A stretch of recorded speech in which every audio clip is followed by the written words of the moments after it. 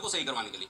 ये जो human error आप एग्जाम में जरूर याद रखना, केवल पढ़ने से रट्टा मारने से इनसे नहीं होता। एग्जाम कल भी लोगों का है, कल वाले एग्जाम के लिए भी मैं एक ही चीज बताना चाहूंगा आप लोगों को, जो भी स्टूडेंट ढंग से तैयारी कर रहे हैं, आप लोगों का जो है एग्जाम वाला दिन जो होता है ना, उसे जो होते हैं आपके यहाँ जो है वो एग्जाम दुश्चिंता, जैसे साइकोलॉजी में पढ़ते हो तो एक बात बोलते हैं परीक्षा दुश्चिंता, परीक्षा दुश्चिंता, ठीक है ना। तो इससे जो पार पा लेता है ना, वही आदमी जो है वो सिलेक्शन लेके जाता है। तो भाई जिनका कल एग्जाम है वो तो परीक्षा दुश्चिंता से नहीं बच सकते।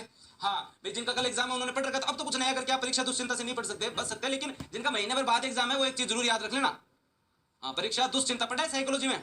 तो कल एग्जाम किन किन का, पहले एक बात बताओ, कल एग्जाम है उनको तो मैं दो तीन चीज बताऊंगा जो क्या क्या क्या करनी है। देखो भाई जिन एग्जामों में माइनस मार्किंग होती है, जैसे ग्रेड सेकंड का कल एग्जाम है और फाइनल सिलेक्शन होगा, तो उन एग्जामों में एक दो चीज ये याद रखना। पहली चीज तो ये याद रखनी है कि अगर पेपर में, ये समस्या बहुत सारे स्टूडेंट्स के साथ है, अगर पेपर में स्टार्टिंग के चाहे 5% भी नहीं आए, 10% भी नहीं आए, तब भी कभी भी निराशा नहीं आनी चाहिए, कभी भी निराशा नहीं आनी चाहिए। 5-10 प्रश्न है, अगर आपको नहीं भी आ रहे, मान लो पहले पन्ने पर 4-5% है, उनमें से तुम्हें 4 नहीं आ रहे, या स्टार्टिंग के 3 पेज पे 15% है, उसमें से तुम लोगों को 10 नहीं आ रहे, इसका मतलब ये नहीं है कि आप जो है वो रेस हार गए हो। इसका मतलब ये है कि पेपर टफ है, आपको नहीं आ रहे ना, तो किसी दूसरे को भी जो 3 नहीं आ रहे, किसी को 4 नहीं आ रहे, किसी को 3 नहीं आ रहे। हम जनरली क्या कहते हैं, यहाँ पे जो है वो टेंशन में आ जाते हैं। कई बार क्या होता है कि आपके पेपर सेट ऐसा आता है जिसके अंदर स्टार्टिंग में वो पोर्शन आ जाता है, जैसे जो कोई आदमी साइंस से भाग रहा हो, कोई आदमी साइंस से भाग रहा हो, अभी कसम पहले साइंस ही आ जाए, अब भाई साहब साइंस ही आ जाए, वो भागो ही हो साइंस हो, अभी का टफ क्वेश्चन आ जाता है, वो आदमी अगर आपको खुद है वो शौचालय मारो तो हो गया पेपर की कोनी में, तो गलत बात 2016 आरएस में देखना पॉलिटी के क्वेश्चन ऐसे आए थे, किसी से नहीं हुए थे, ठीक है। लेकिन जिन लोगों के पहले आ गए थे ना,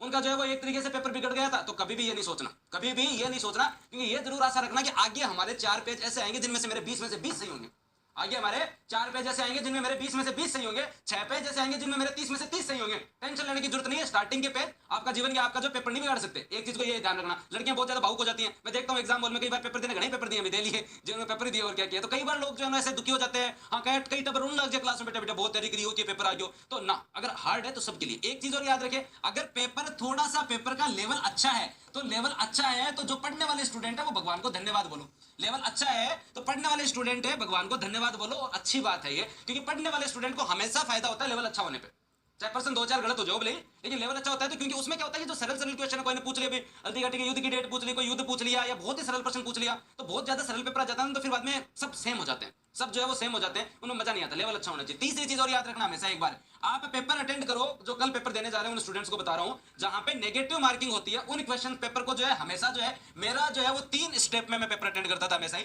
3 स्टेप के अंदर जो है वो, अगर 3 लेवल में मैं जो है हमेशा पेपर है कवर करता था। स्टेप मेरे 3 होते थे। जैसे मैं क्या करता था, पहली बार के अंदर जो क्वेश्चन आ रहे हैं उनको कर लिया, और जो प्रश्न नहीं आ रहे उनके डाउट लगा लिया, डी लिख दिया, और जो एकदम ही नहीं आ रहे उनके जो है वो ऐसे क्रॉस मार दो, उनके जो है वो एकदम क्रॉस मार दो। सबसे सही तरीका ये भाई, जो आ रहे हैं उनको ध्यान से पढ़ा और उनको इतना सही पढ़ा कि दोबारा नहीं पढ़ना पड़े, और आपने टिक लगा दिया।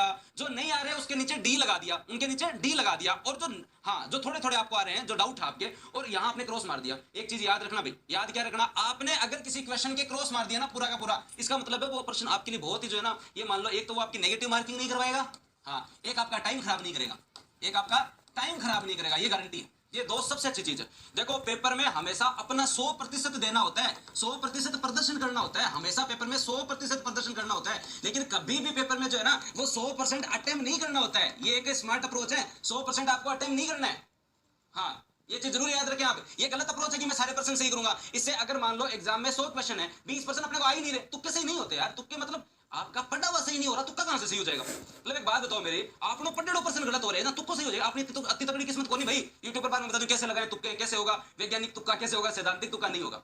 तो ऐसा कभी भी नहीं करना चाहिए। दूसरी बात अगर हम बात करें तो एक तो ये चीज करनी है, उसके तो इससे टाइम खराब है नहीं होगा, बच गए आप, टाइम खराब नहीं होगा। दूसरी बात ये और याद रखना भाई, दूसरी बात क्या याद रखनी, जब आप सेकंड राउंड में हो ना, सेकंड राउंड में सबसे पहले क्या करना चाहिए, सेकंड राउंड में आके जो मान लो डाउट में 100 में से आपके कितने क्वेश्चन थे, 100 में से आपके मतलब आपने 60 कर लिए, 20 के क्रॉस लगा दिया, अब आपके जो है वो 20 क्वेश्चन डाउट वाले जा रहे हैं, 20% डाउट वाले जा रहे हैं। तो डाउट वाले प्रश्नों में हमेशा जो है वो 70% क्वेश्चन अटेम्प्ट करने चाहिए।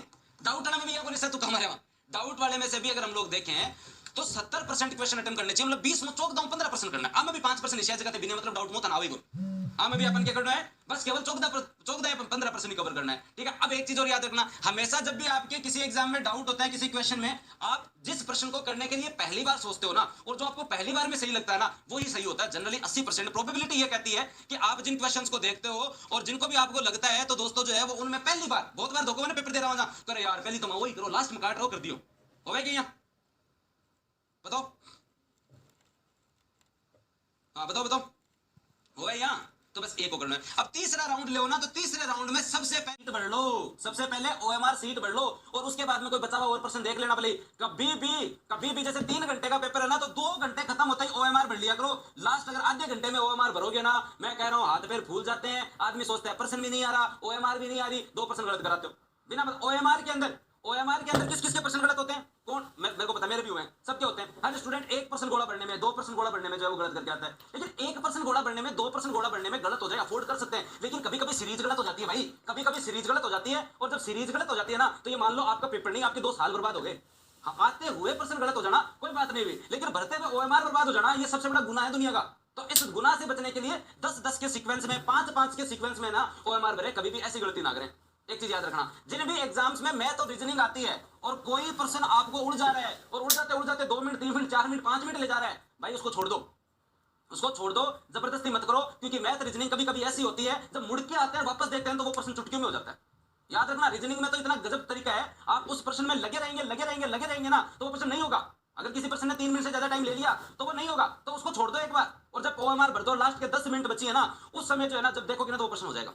कभी भी किसी एग्जाम में आप कॉन्फिडेंट होकर 70-75% तक क्वेश्चन कर लेते हो, और आप इस अप्रोच के साथ करने के बाद में आपके पास अगर लास्ट 10 मिनट बच जाती है, मैं आपको फिर कह रहा हूं, अपने प्रश्न चेक कर लिए, आपने ओएमआर भर ली, नंबर लिख लिए, और 10 मिनट बच जाए ना, तो दोनों हाथ पकड़ के बैठ जाओ कि मेरे को नेगेटिव नहीं करने। क्योंकि जीवन में सबसे बड़ा धोखा तब होता है कि मैं अगर नेगेटिव नहीं करता तो सिलेक्शन हो जाता। मैं, हाँ, जब आप सेफ जोन में आ जाओ, कट ऑफ आपको जनरली पता ही होती है पिछली बार कितनी गई है। हाँ, तो लास्ट में अगर 5-7 मिनट बच भी जाए, क्योंकि मैं 5-7 मिनट बहुत खराब कर बचड़ी, मैं आदमी को जी कर मैं 2% और कर दूं, मैं 1% और कर दूं, एक तो और कर ही दूं, लास्ट 1 मिनट में जाके पेपर उठा के 1 गोल और भर दूं ना, कभी नहीं करना।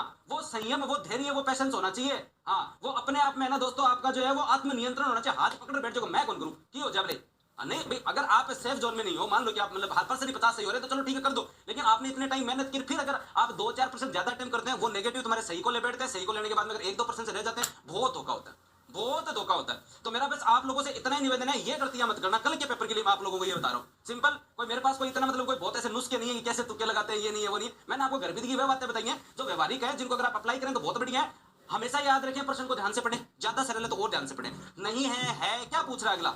हाँ, 2000 हो गए, चलो भाई बहुत बहुत बधाई। और कहीं लगे रेशो तो कदम नहीं लगे, 5000 भी लाइव होती है। ग्रेड 3 वाला जो है वो जरूर करेंगे कभी, 5000 भी लाइव करना। हाँ, पहले बताता नहीं हूं ना मैं, उसकी वजह से नहीं आ पाते तुम लोग, तो मैं बताऊंगा आगे से तुम्हें ना, अगली क्लास जब भी होगी मैं बताऊंगा तुम लोगों के। तो बताई बात, तो कल के लिए मैंने बता दिया। अब 1 महीने में परीक्षा दुश्चिंता से कैसे बचा जाए, ये मैं बाद में बताऊंगा आपको। तो ये मैं एग्जाम वाले दिन का मैनेजमेंट बताया मैंने, एग्जाम से 1 महीने पहले का मैनेजमेंट मैं आपको और बताऊंगा। आगे चलते हैं, अगले प्रश्न की तरफ चलते हैं।